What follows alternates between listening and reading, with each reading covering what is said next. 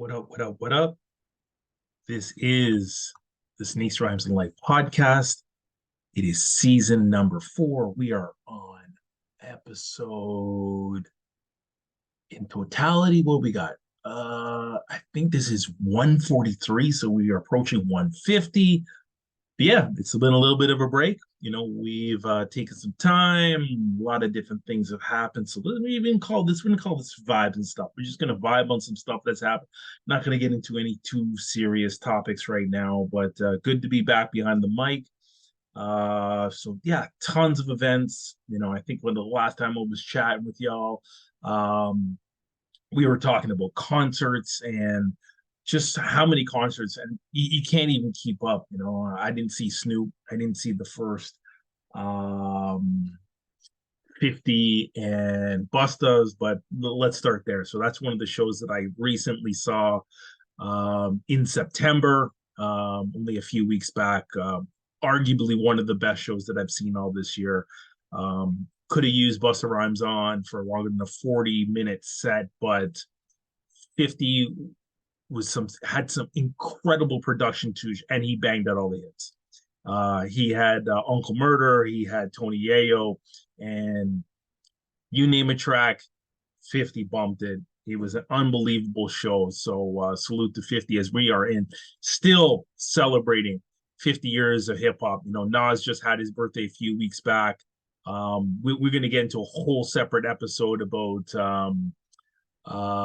Magic 3, which we were not expecting to get, but we are still reveling off Magic 2.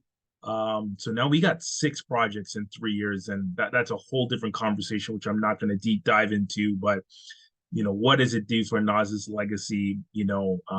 Apparently there's going to be no more Nas and Hit Boy albums for now, but again, for another day, we'll get into it. What other shows do we see?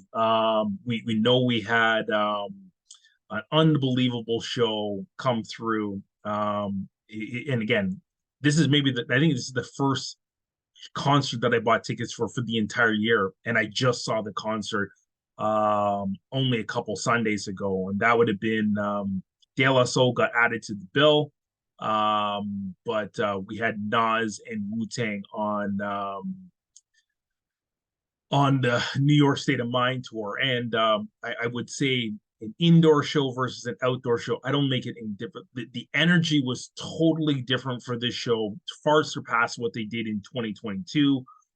I think in part because the METHOD man called Meth, Mr. Cal, he came through and blessed us with an unbelievable entrance and performance. The energy was unreal.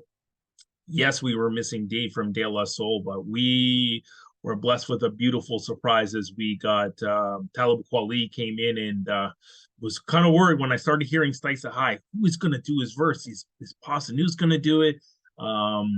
Is How is this going to happen? They just, the remaining members, are they just going to both spit the verse? And Kweli came out of nowhere and spit Stakes is High, Dave's epic verse, maybe one of the best verses that he ever spit. So that was great energy. Nas was in full theater mode. Like as I said, the probably the second best show that I saw this year was Nas at MSG. Took it to a whole new level when we talk about uh, energy and theatrics and for a hip hop show in an arena. Blessed us with all the classics. Even went into King's Disease, 3, gave us 30. It was an unbelievable show in New York, and he, in many cases replicated himself. But again, to see Wu-Tang together, the living members of Wu-Tang, obviously, rest in peace, ODB, to touch on their solo joints, to do many songs from 36 Chambers, and obviously Wu-Tang Forever was an unbelievable show. As we kind of move through, there have been some other shows. Style Speed just hit the city last week. Diggable Planets was here. Farside was here. Farside did a great show. for many of the people, and we still got on deck. I'm sure they're going to try and slide in a couple more, but we got Griselda coming through. Should be a really dope show. Although I think these concert prices for some of these single shows at Opera House, and Opera House is my joint. I told you guys when I saw one of my favorite shows this year, definitely was up and close and personal with Ghostface. And Ghostface, obviously Sheik Luch came out. For those that heard about that show, was unbelievable. The energy, Ghost was an incredible performer. But these Opera House concerts are not supposed to be like $100. But Sheik Luch is, we have upcoming Griselda show. Wish it was Benny the Butcher, but it's not. Is on the docket, and the show's like $100. It's like, I know that we got to pay the bills here, with the Griselda team, and yeah, it's Conway that's coming through. Conway is unbelievable. Let's not play here, but it would have been amazing if the show was probably half that money, because that's really what a show at Opera House probably goes for. Ghostface wasn't even that high. But should be a good show nonetheless. And then yeah, we got about 2 months left to kind of slide in a couple other joints. We know that Snoop's been in town. We know that Luda slid in with Janet Jackson earlier this year. So it's 50 years of hip hop. If when we've seen, and I will get to, and many people have been asking me as they see me on the streets, oh, what's going on with the pod? The pod's on break. No, pod is back now. We know the merch is back now. So, you can hit me up on the gram, hit me in the DMs. It's available on Spotify, and many of the other podcast spots you may get your podcast from. So whether it's Apple or iHeartRadio, or however you do your podcast, if you want to see it on YouTube, not no crazy bells and whistles, but yeah, we have a video feed, for YouTube as well, for those who like to take it in via video. So but what's going on with the pod? The pod is back. We're in season 4 now. And yeah, we just vibing. And I'm gonna tell you that, from a sneaker front, it's been a very interesting last couple months, and I think there's lots of things.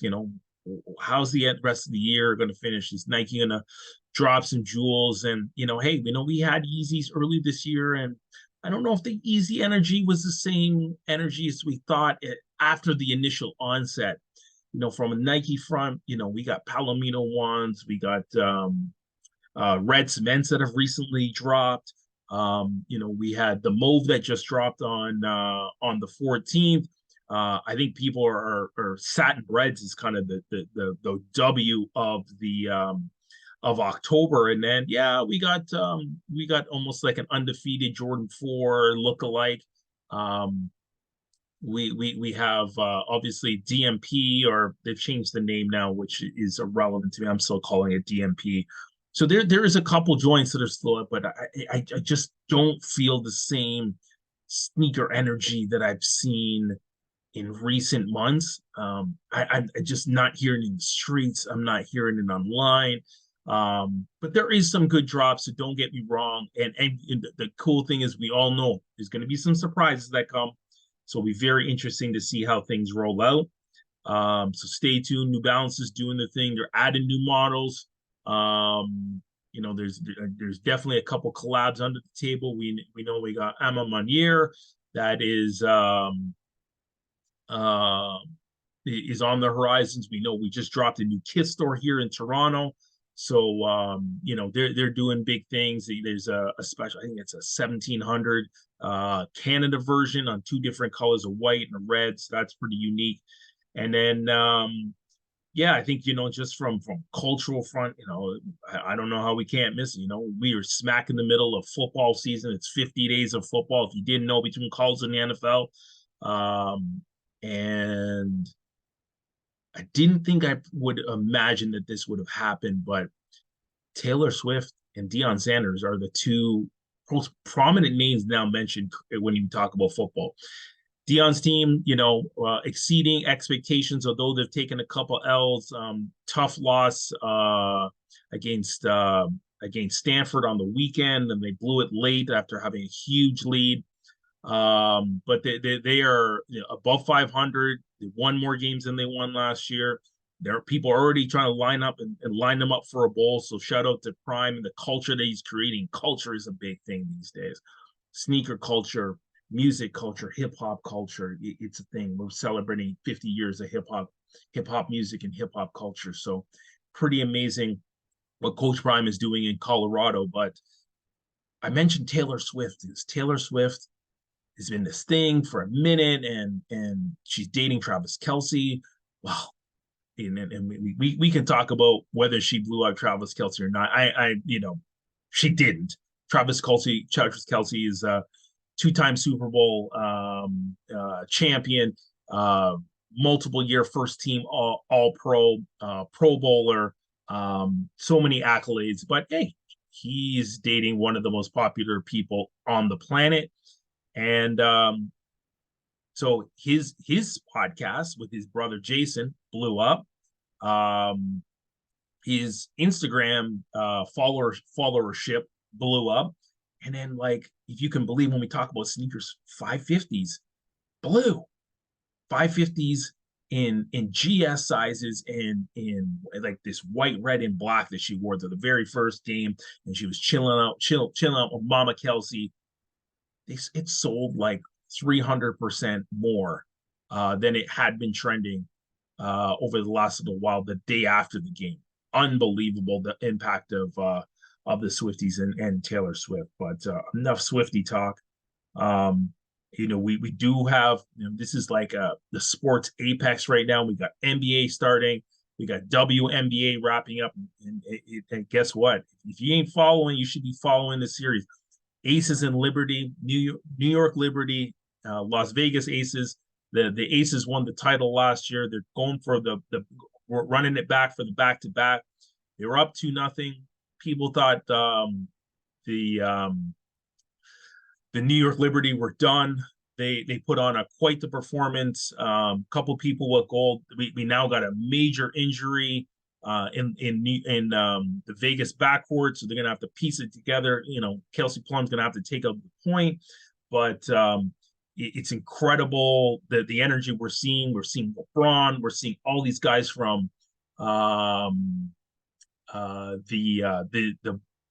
Nets show up to games. So it's going to be very interesting. Game 4, I think, is on Wednesday. We should see how that rolls out. It should be pretty unbelievable. And you can feel the game of basketball growing in the city when we talk about the WNBA. But yeah, those are some of the highlights of what I've been up to, family life, work, amongst other things, but trying to keep it together, trying to keep it moving. Going to try to give you this podcast season 4 on a more regular basis. We got lots to talk about. I got to bring a couple guests on to talk about these 6 Nas albums that have been out over the last 3 years. But yeah, just wanted to give you, we back. Sneaks, Rhymes, and Life. We ain't done. We ain't finished. We're going to have to get some of these people on. We're going to have to, run through Kith and maybe we can set up something to put them on the pod. But many things are happening in the city, good and bad around the world. But pod is alive and well. We rolling. Sneaks, Rhymes, and Life. We out. Peace. Thanks for listening.